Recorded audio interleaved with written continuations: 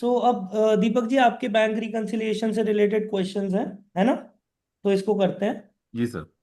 First हाँ question जी। है, p incorporation had the following bank reconciliations at March 31st। तो ये 31 मार्च के बारे में बता रहे हैं पहले, है ना? Thirty correct first sir. March के बारे में बता रहे हैं। हाँ जी। बैलेंस पर बैंक स्टेटमेंट दिया हुआ है आप लोगों हम्म। को। एंड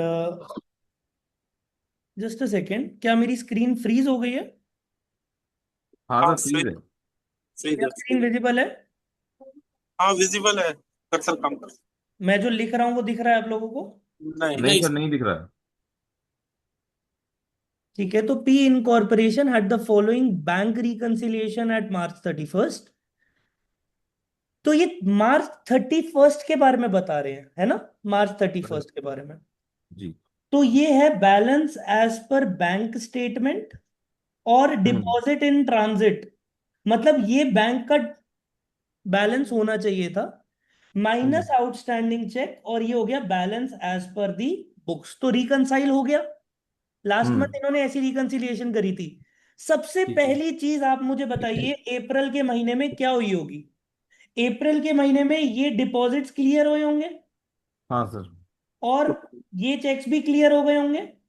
हाँ सर। मतलब ये ऐड हो गया होगा और ये सब्ट्रैक्ट हो गया होगा, है ना? हाँ। हाँ जी। आगे देखते हैं। डेटा पर bank for the month of April follows this. Deposits की बैंक में टोटल डिपॉजिट्स इतने गए हैं और बैंक में से टोटल खर्चे हमने इतने करे। हम्म। All reconciling items at 31st March cleared the bank in April. तो ये रिकंसाइलिंग आइटम्स थे ना दोनों, हाँ, ये क्लियर होगा और अप्रैल में। ये अप्रैल में क्लियर हो गए होंगे। हाँ जी। हाँ जी। Outstanding cheques at April 30 total $7,000। हम्म। मतलब अगले महीने, यानी कि जो हम अप्रैल के महीने की रिकंसिलिएशन बना रहे हैं उसके अंदर ये एक रिकंसाइलिंग आइटम होगा, है ना? हाँ सर। हाँ देयर जी। Were no deposits in transit at April 30, यानी कि सारे डिपॉजिट्स क्लियर हो चुके थे। What is the cash balance per book at April 30? Cash balance as per book कितना होगा? कैश का बैलेंस। तो चलिए चालू करते हैं। तो हमारा कैश बैलेंस 31 मार्च को कितना था? 31 मार्च फोर्टी को फोर था हंड्रेड ये 44,200। 44,200 था। हाँ जी। इसके साथ में क्या हुआ? सबसे पहले तो ये क्लियर हुए होंगे हमारे, हाँ जी। है ना? आउटस्टैंडिंग चेक्स हमारे क्लियर हुए और डिपॉजिट इन ट्रांजिट हमारे क्लियर हुए। ओके। हम्म। तो इनकी जो भी क्लियर हुए होंगे, आप मुझे बताइए ये 44,200 के अंदर क्या ये क्लियर्ड है या नहीं है? नहीं, क्लियर नहीं है। Not clear. Not clear, are you sure? हाँ जी। हाँ एक जी। बारी कंसिडरेशन देखिए सर यहाँ पे। ये आपका बैंक बैलेंस था, ये आपका कैश बैलेंस है ना? हम्म। हम्म। कैश बैलेंस अगर देखा जाए 44,200 का था आपका बुक्स में। ओके। हम्म। हम्म। बैंक में ये था। इनके बीच के डिफरेंसेस ये दोनों थे। ठीक है। तो ये आपका एक तरीके से ओपनिंग बैलेंस रहा अप्रैल में। हाँ जी। ओपनिंग बैलेंस रहा अप्रैल में। हाँ। हमारे पास जो मेन 30 अप्रैल को इश्यूज थे वो एक बार देखते हैं। देखिए हम्म। जितने भी हमारे डिपॉजिट्स हुए होंगे उसने हमारे बैंक को इंक्रीज करा होगा 58,400 से। हाँ जी। ठीक है ना? हम्म। और जितने भी हमारे डिस्बर्समेंट हुए होंगे उन्होंने रिड्यूस करा होगा 49,700 से। हाँ है ना? जी। इनके अंदर से टोटल जो मेरे आउटस्टैंडिंग चेक्स थे वो 7,000 अभी बचे थे। एक बार इसको कैलकुलेट करिए कितना। आउटस्टैंडिंग चेक मतलब जो हमने दे दिए, क्लियर नहीं हुए हैं अभी। हमने काट दिए, हाँ। कैश बुक कम कर दी। हाँ जी। अभी बैंक ने क्लियर नहीं करे हैं, बैंक में माइनस नहीं हुए हैं। Okay, correct. तो मैं एक बार ही आपको ये पहले कैलकुलेट करके लिख दूं, 44,200 plus fifty eight 400 hundred minus 400 49। minus 49,700 49,700 ये हो गया 52,900। ठीक है। हाँ अब ठीक है। ये क्या है आपका, ये आपका वो है बैलेंस जो नॉर्मली मेंटेन रहेगा अगर ये सारी चीजें वैसे हो जाती। हम्म ठीक है सर। नाउ हम्म कैश बुक में ये वाले जो आइटम्स है, ये वाले जो आइटम्स है, ये वाले हम्म आइटम्स आप लोगों ने पहले कैश बुक के अंदर जब हुए होंगे तो माइनस कर दिए होंगे। हम्म क्यों? क्योंकि जब आपने चेक डिपॉजिट किया तो आपने हम्म 10,300 से अपनी कैश बुक पहले बढ़ा दिया होगा। वो बैंक में अगले महीने आए, है ना, हम्म बैंक में हम्म वो अगले महीने आए, कैश में तो वो सही हो गए थे। जब आपने आउटस्टैंडिंग चेक माइनस करे 12,600 के, तो वो आपने हाँ अपने जी। कैश में तो सही माइनस कर दिए होंगे, बैंक में बाद में हुई ना। ये दोनों reflections late because of bank है, हमारे कैश हाँ। बुक में तो हमने ठीक कर दिया होगा। हम्म अब चेक्स आउटस्टैंडिंग 7,000 के हैं अभी, 7,000 हम्म के आउटस्टैंडिंग, मतलब ये टोटल डिस्पर्समेंट जो है वो हुई नहीं। टोटल डिस्पर्समेंट्स मेरी कितनी हुई है? 49,700 42 की होनी चाहिए, कैश बुक में सारी होनी चाहिए। एक्चुअली में कितनी हुई है? 42,900 700 42,700। एक्चुअली में 42,700 की हुई है। हमने हम्म हमारी पूरी क्लैरिटी इसके अंदर माइनस कर दी, जो अपना था हम्म सारा माइनस कर दिया।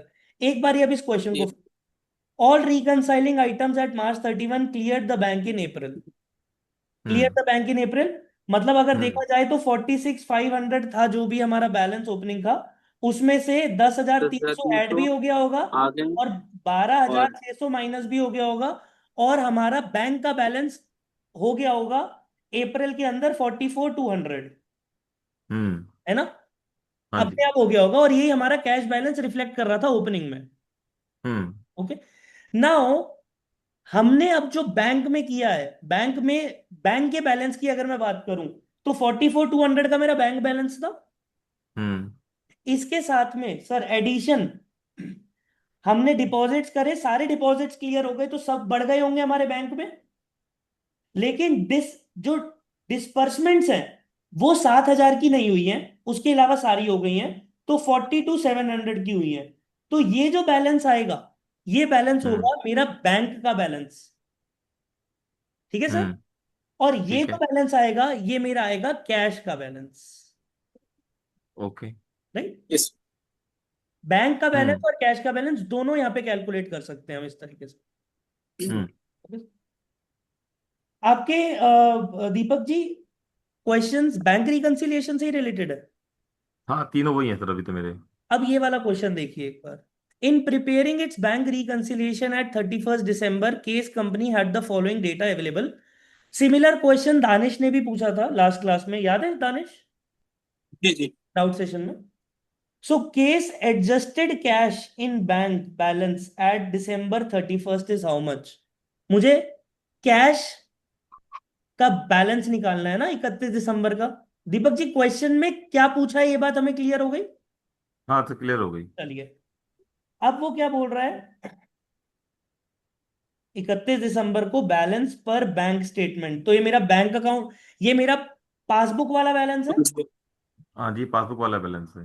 डिपॉजिट्स इन ट्रांजिट ये हैं, आउटस्टैंडिंग चेक्स ये हैं, amounts erroneously credited by bank to Case's account ये है, एंड बैंक सर्विस चार्जेस ये है। अब एक बात बताइए, आपके अकाउंट में जब सैलरी आती है तो अकाउंट क्रेडिट होता है ना आप लोगों का, जी है ना। हाँ सर। तो मतलब हम्म ये कुछ चीजें हैं जो हमें करेक्ट करनी है। तो 38,075 वॉज माई पासबुक बैलेंस। ठीक है। हम्म मुझे कैश का बैलेंस हम्म निकालना है, यहां से कैश का बैलेंस हम्म निकालना है। तो सर हम्म मेरे मेरे डिपॉजिट इन ट्रांजिट थे, मतलब मैंने डिपॉजिट्स करा दिए, हम्म मतलब मैंने कैश बुक बढ़ा दी होगी, लेकिन अभी तक मेरी पासबुक नहीं बढ़ी है जी हाँ जी सर। है ना। तो लेस कर देंगे इसको।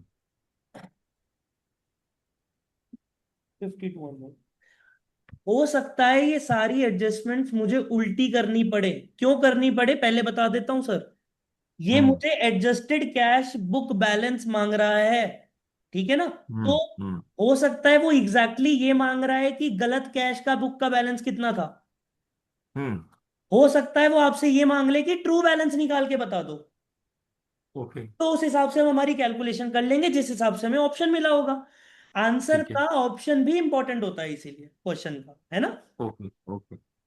अब दूसरा, पहले वाला समझ में आया, 38,075 वॉज माई बैंक बैलेंस, 5,200 के मैंने डिपॉजिट्स करे जो डिपॉजिट्स मेरे बैंक में नहीं पहुंचे, हम्म। तो मेरी कैश बुक मैंने बढ़ा दी होगी उतने अमाउंट से, है ना। Yes sir. तो अगर मैंने अपनी कैश बुक उतने अमाउंट से बढ़ा दी होगी, तो अगर मैं ट्रू बैलेंस, पहले एक काम करो, सब छोड़ो, पहले ट्रू बैलेंस निकालो। ट्रू बैलेंस के हिसाब से तो मेरी पासबुक भी बढ़ जानी चाहिए, हम्म। है ना। नाउ आउटस्टैंडिंग चेक्स, यानी कि मैंने अपनी कैश बुक तो कम करी हुई है 6750 से, लेकिन मेरा पासबुक अभी तक कम नहीं हुआ हम्म। है ना। तो मैं 6750 से अपना पासबुक भी एक बार रिड्यूस कर देता हूं ट्रू बैलेंस तक आने के लिए। अमाउंट ठीक है। एररनेसली क्रेडिटेड बाय बैंक, बैंक ने गलती से 400 रुपए फालतू डाल दिया आपके अकाउंट में, तो मतलब हमें हम्म। वो माइनस कर देने चाहिए। हम्म। एंड बैंक के सर्विस 75 चार्जेस माइनस 75 के चार्ज हुए हुए होंगे बैंक के अंदर, कैश बुक में नहीं हुए होंगे, तो ट्रू बैलेंस के अंदर तो 75 का 90। चार्ज माइनस हो चुका हम्म। है ना। बैंक के परस्पेक्टिव से तो हो चुका है। सही बात। हाँ सर। अब अगर मैं इसको कैलकुलेट करके देखूं, सी आ गया सर, सी आ एट गया। ठीक है। 075 प्लस 5200 लेस 6750 लेस 400, तो 36,125 वो आपसे ट्रू बैलेंस पूछ रहे हैं आपका कैश का, जो आपने एडजस्टेड निकाल के बता दिया। तो तो ये बात समझ ये में आई। बैंक चार्ज वाले दोबारा बता दिए, बैंक सर्विस चार्जेस वाली बात दोबारा बता दिए एक बार। बैंक सर्विस चार्ज का सर देखो क्या हुआ, बैंक ने सर्विस चार्ज काटा, इसकी इंफॉर्मेशन सबसे पहले किसके पास आई, बैंक के पास। उनके पास था। हाँ बैंक के और पास आई। बैंक तो आपके अकाउंट में से बिना आपसे पूछे 75 रुपए माइनस कर लेगा, $75। हाँ वो तो कर लेगा सर, तो बिल्कुल। सर बैंक, और आप मुझे बताइए, क्या हम कल से बैंक से लड़ने तो नहीं वाले ना, हमने तो वो, उसका जेन्युइन चार्ज है, वो तो वो लेगा। हम्म। तो मतलब बैंक ने तो ठीक $75 माइनस करे, लेकिन हमने अभी तक अपने कैश बुक में 75 माइनस नहीं करे। हम्म। तो बैंक के अंदर तो इस अमाउंट के अंदर तो ये पैसे माइनस होना करेक्ट है, तो इसको दोबारा तो हम्म। माइनस करेंगे नहीं, ओके। वो तो ऑलरेडी हो चुका है। अगर हम कैश बुक से बैलेंस निकाल रहे होते ट्रू बैलेंस, तो हम माइनस करते, क्योंकि कैश बुक में ये 75 कभी माइनस नहीं हुआ था, वो हमें माइनस करने पड़ते हैं उसके अंदर। वो हमें माइनस करने पड़ते ट्रू बैलेंस पे आने के लिए, ओके। है ना सर। ठीक है। अब इस क्वेश्चन को देखिए, Cook company had the following balances at December 31 year one, cash in the checking account, cash in money market account, US treasury bill purchased 1 दिसंबर ईयर एक, एंड मैच्योरिंग 28 फरवरी, तो 3 मंथ्स की इसकी मैच्योरिटी है लगभग, है ना। हम्म। हम्म। And US treasury bonds purchased 1 March और 28, तो ये तो पूरा लगभग 1 साल का हो गया। अब देखते हैं क्या होता है। Cook's policy is to treat as cash equivalents all highly liquid investments with maturity of 3 months or less when purchased, मतलब ये बात तो हम जानते ही हैं, कैश इक्विवेलेंट सिर्फ वो माना जाता है जिसकी ओरिजिनल मैच्योरिटी 3 महीना या उससे कम होती है। What hmm. amounts could Cook report as cash and cash equivalents in its December 31 year one balance sheet. आप मुझे बताइए, जो कैश है वो कैश एंड कैश इक्विवेलेंट्स का पार्ट होता है, होता है सर। होता है जी।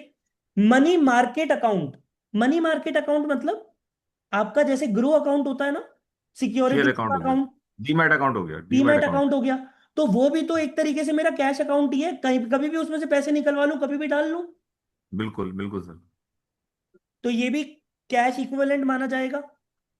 हम्म। अब हमें पता है कैश इक्विवेलेंट वो होता है जब हम सिक्योरिटी 12 महीने खरीदे, उससे 3 महीने ओरिजिनल मैच्योरिटी 3 महीना या 3 महीने से 3 महीने कम हो, इसकी ओरिजिनल हम्म। मैच्योरिटी 3 महीने या 3 महीने से कम है, 3 महीने हो हम्म। जाएगा। ये कैश इक्विवेलेंट हो गया। इसकी ओरिजिनल मैच्योरिटी 3 महीना या 3 महीने से कम नहीं है, हम्म।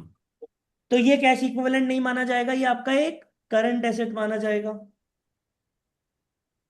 हम्म। है ना।